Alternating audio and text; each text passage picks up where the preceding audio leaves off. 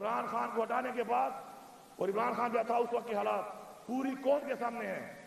کیا حالات تھے اس وقت؟ روزگار تھا، کاروبار تھا، الحمدللہ ملک میں خوشحالی تھی، مہنگائی نہیں تھی. موازنہ کر لیں کیا ریٹ تھا اس وقت ڈالر کا، کھانے پینے کی اشیاء کا کیا ریٹ تھا اس وقت، بجلی کا یونٹ 16 روپے تھا. ہر چیز کے اندر ایک وہ طوفانی مہنگائی آئی کہ جو پاکستان کی تاریخ میں نہیں آئی. تو کیوں ہٹایا گیا اس کو؟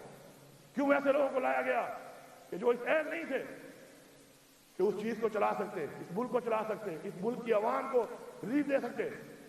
مسلط کیا جاتا ہے یہاں پہ. پھر کہتے ہیں سلیکٹڈ.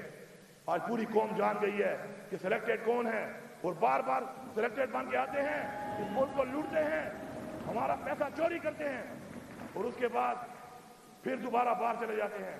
قانون سازی نہیں کرتے عوام کے لیے، قانون سازی کرتے ہیں اپنا چوری کا پیسہ بچانے کے لیے، اپنے لیے قانون بناتے ہیں.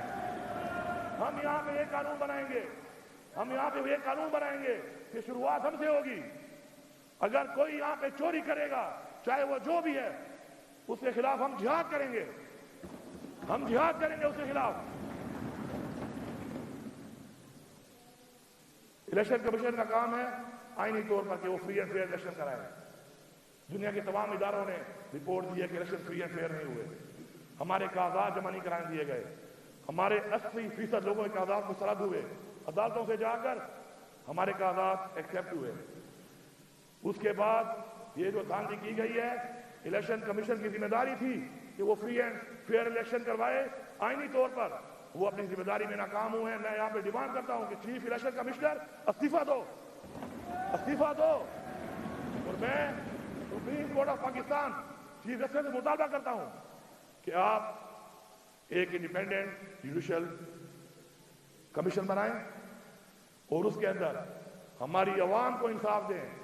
ہم حکومت والے سیاستدان نہیں ہیں. ہم نے ثابت کیا ہے اس ملک کے اندر ایک دن کے لیے کسی پارٹی نے حکومت نہیں چھوڑی. ہم نے اپنی 2 صوبوں کی حکومت چھوڑی. کیوں؟ کیونکہ ہم حکومت کے لیے نہیں، ہم ایک مقصد کے لیے سیاست کرتے ہیں.